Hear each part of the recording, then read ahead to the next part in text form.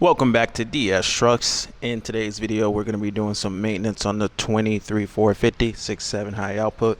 We're going to be doing the oil change and maybe a tire rotation, I don't know. But most definitely the oil change, and we're going with the Hot Shot Secrets. I got the oil staged over here, and I've got a couple filters over on the shelf. Stock is running low, but I got two more filters for the 6.7 here and a couple for the 7.3. But yeah, let's just hang out, change the oil, and have a great time doing it. Let's go ahead and get it all set up. Nothing really beats taking a little bit of time out of your day, spending with your truck. You know, having the shop and the luxury of being able to just come inside, getting out of the elements, out of the heat or the cold, whatever, and being able to just spend some one-on-one quality time changing your oil, doing it the right way.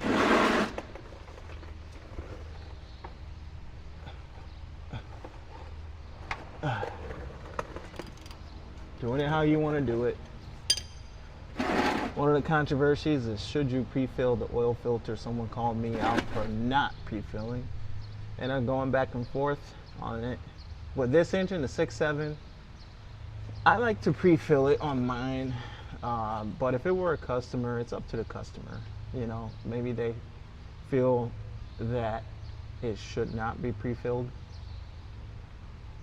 Maybe they feel that it should be pre-filled. But one of the things about life in general is being able to argue both sides. I mean, there's an argument for both. Here we go. Oh, we caught it. Good job.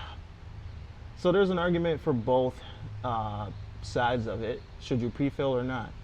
The argument for pre-filling is you get a better prime on the system, and Lake Speed did his testing and found that you do get better priming and more protection by pre-filling your oil filter.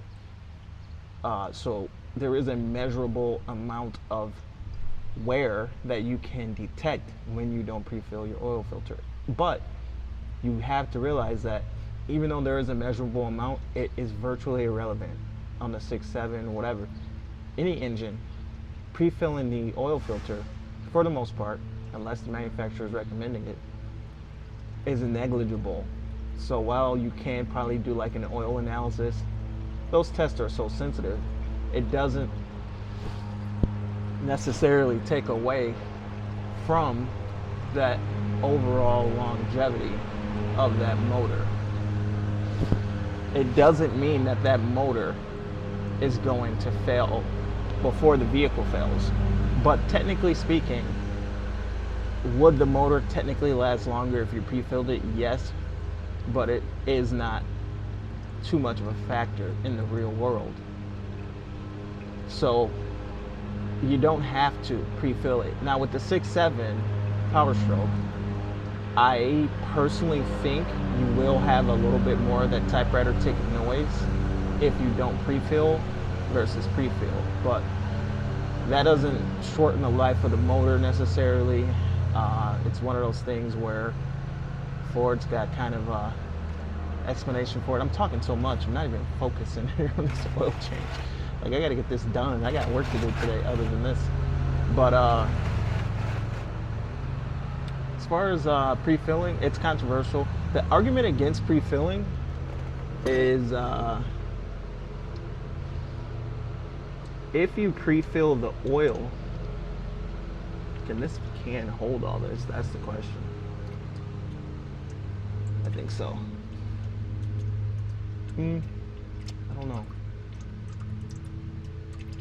The argument against pre-filling is if you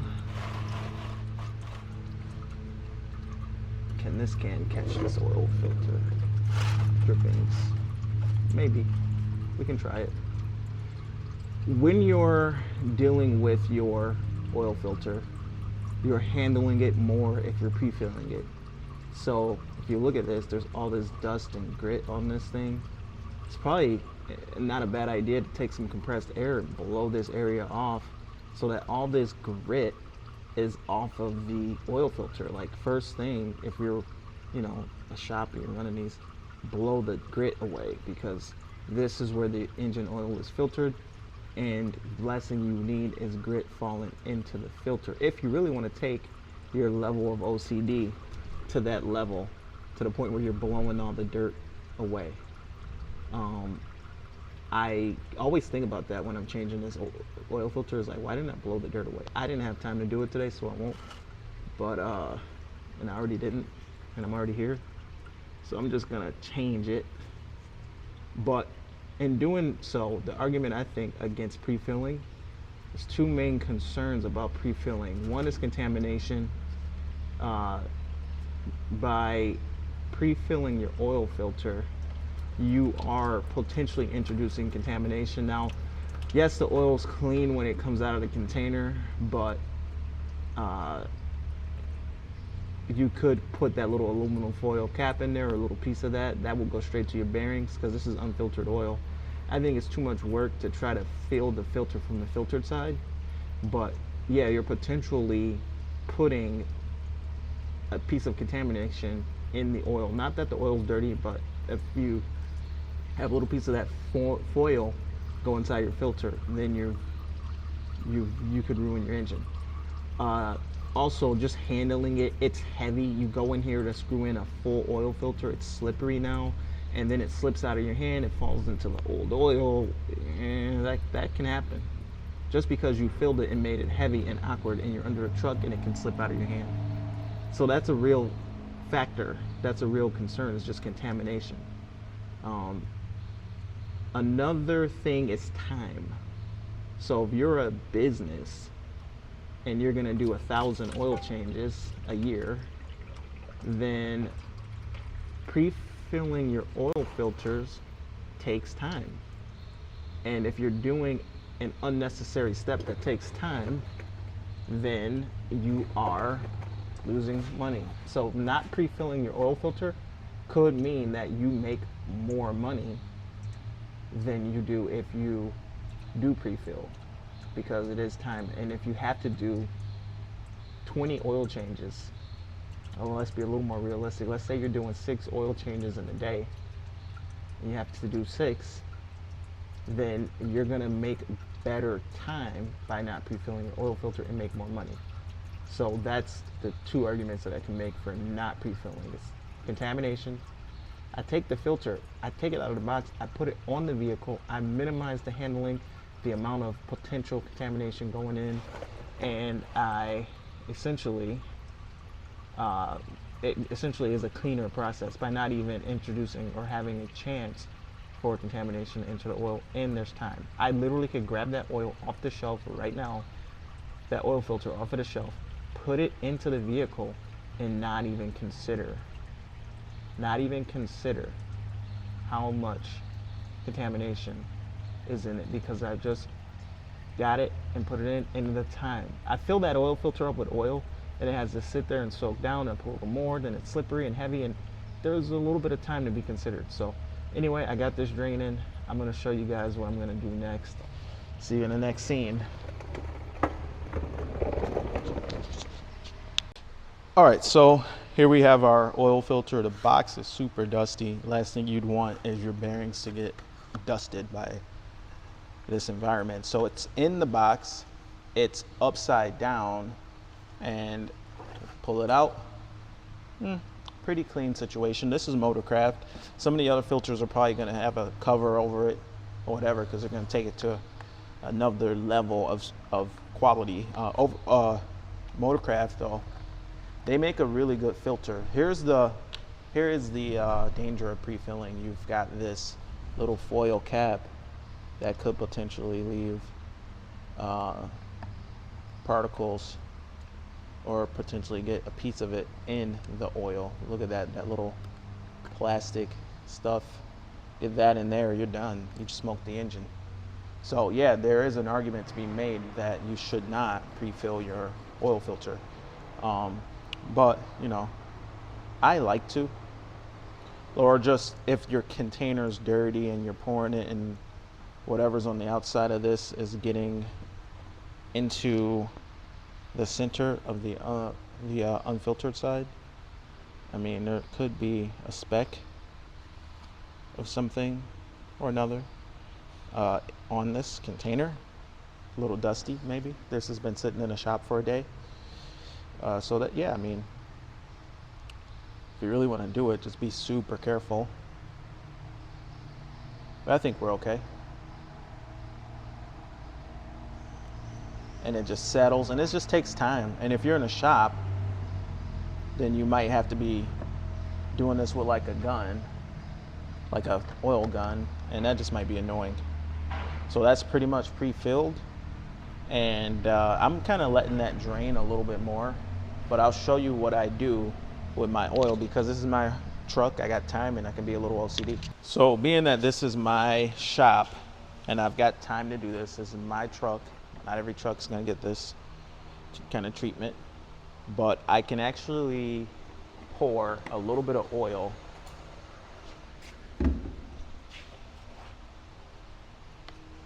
through the engine with the drain plug out to get that last little bit out of the pan.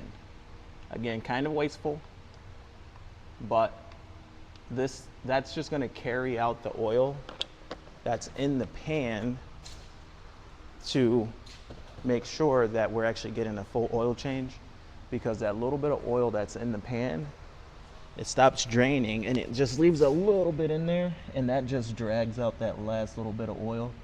Definitely not a necessary step, but if you got the time to do it, why not? So that lets that drain. It pulls the last little bit of oil out of the bottom of the pan. If you really wanted to be crazy, you could freaking change the oil twice, run the engine and prime the whole system, and then well, that's a little much. But what we're gonna do now is go ahead and put this filter on. All right, pre-filled oil filter going up. This filter is only halfway full because it settled down. So as you can see, that stream is now slowing. Like I said, you can't get all the oil out of the pan, so I just do that just to pull some of that oil that you can't get out of the bottom, and it's just a level of OCD. Now this is harder to do with this oil filter being pre-filled, and it introduces the chance that it slips out of my hand, falls on the ground, and yeah, that's not going to be cool if that happened. Then you can potentially have grit in your filter. So there you go. We're going to hand tighten it, and hand tight, like I'm going to actually crank it tight, pretty tight with the hand. I like to really, on the 6/7s, I like to really torque them tight with your hand. Put some muscle into it. Just to make sure, you know, these engines vibrate, so make sure they're good and tight and not gonna come loose. And then time for the drain plug, wherever that went. Where is that? Must be on the other side of the drain pan.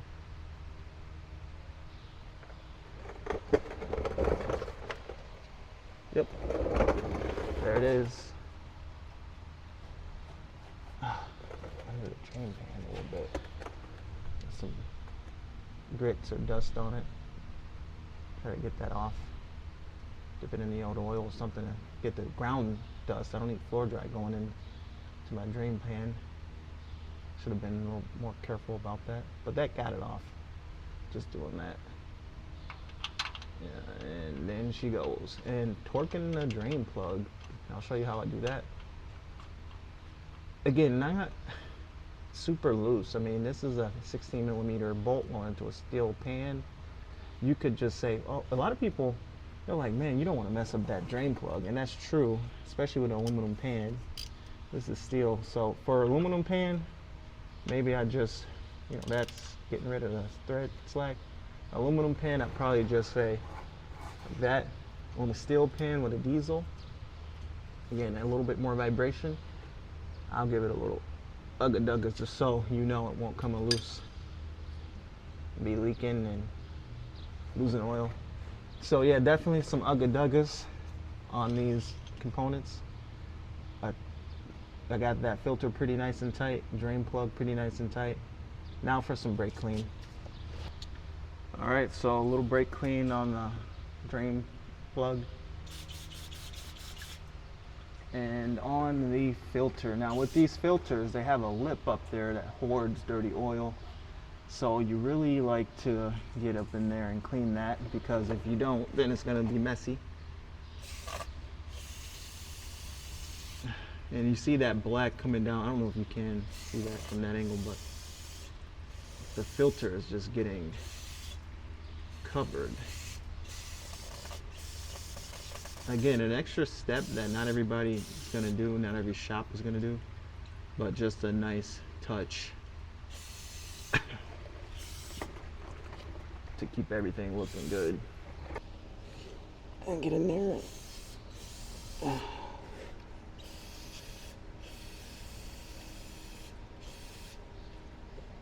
And now we can add our oil to the engine. Don't want to forget to do that. Pour it on in there. 16 quarts on this one, I believe. So that's 4. Well, I kind of poured a quart out of that one as a wasteful practice. Okay, so we got 4 jugs of oil added to the truck, and there's one more makeup jug. Let's go ahead and check this oil and see where we are. And hopefully you can see this. So we added 16 quarts, but remember I poured a quart down the drain, so maybe 15 quarts. But let's see where we're at. Now, I haven't started the engine yet, so we're gonna put this in here, check it. There we are, we're actually reading high. So now we're gonna actually start the engine, and doing so, that is gonna prime the rest of the oil from the filter. Even though we pre-filled the filter, it's still gonna have some air in it, and that's gonna get pumped all the way through the bearings. But it won't be too much air being pumped because we did pre-fill it. We made an effort. It settled to about halfway full. Let's go ahead, start her up, foot on the brake. Sounds good, no ticking or nothing. That's priming everything up.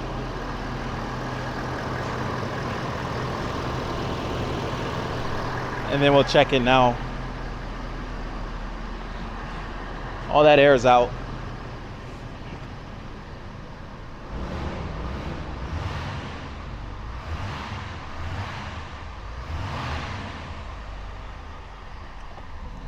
All right. And now that we've been running the motor, we can check for leaks underneath. See if there's any leaks. Wow, that oil has settled now again.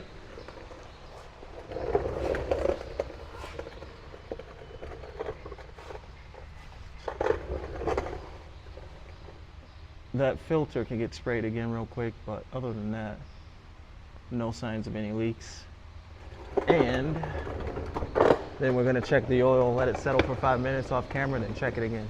So I let it settle now for 5 minutes. Let's go ahead and see what we are after we've primed the system up. Where's our oil? How is we sitting as far as our level? The system's been run, primed, all the air should be taken up. Now we are halfway up the stick. Interesting. So halfway up the stick, we've got a good 15 quarts in here.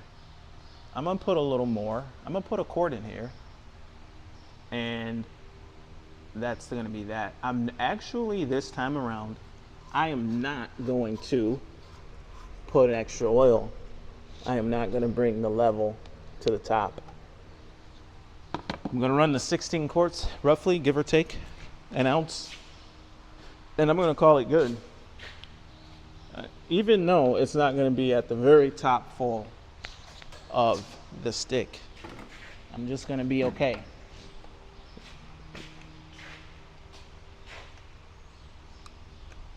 with a quart going in and that being good to go. This Hot Shot Secrets though is an interesting oil. It has a weird smell to it. It smells, in my opinion, kind of like shampoo. Others have said it smelled like something else, but for me, if you take a whiff of this stuff, it smells kind of like shampoo, and it really cleans the soot. Like if you have soot on your hands and you go and run this Hot Shot Secrets, if you touch this stuff, if you have dirty diesel covered hands, you touch this Hot Shot oil and you can feel how clean your hands will. It will pull that soot off your hands. So that's why I run the Hot Shot Secrets. It's got that FR3 friction reducer in it, that nanotechnology stuff. And I know when I did a test of this nanotechnology stuff, and I did the test with some dirty old oil that was in the engine, and I ran a bunch of this stuff. Like I doubled the dose. Just don't do that, but I was just trying to see what would happen. So I doubled the dose of that FR3, and it was like when I changed the oil, the soot was like suspended. So that's just why I like the Hot Shot series. I think they're doing something with the soot, ability for the oil to work with the soot. I don't know.